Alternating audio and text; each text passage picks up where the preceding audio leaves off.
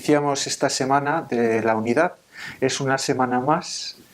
El peligro sería acostumbrarnos a convivir con la división y con las injusticias que acarreamos. Tenemos un lema que es: la palabra de Dios rompe nuestras cadenas.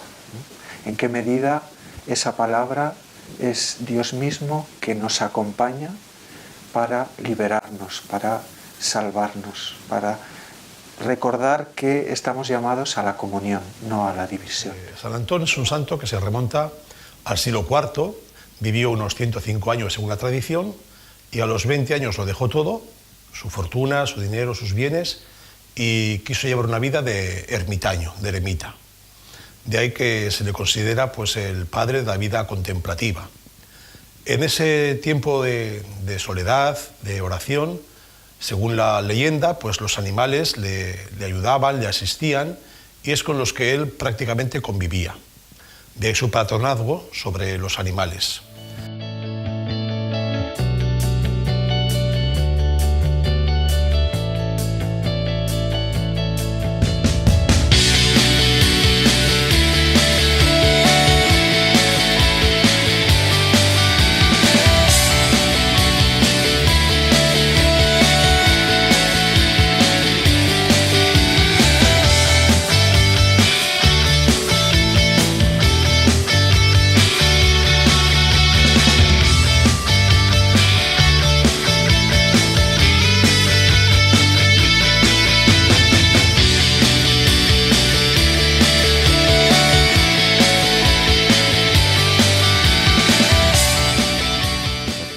La colaboración y el interés que ha habido en todo momento por restaurar el retablo y poner en valor el elemento cultural que tiene, ¿no? Que nos une a todas y a todos. Es verdaderamente espectacular, o sea que es un retablo muy notable y que desde luego vale la pena destacarlo, o sea, restaurarlo.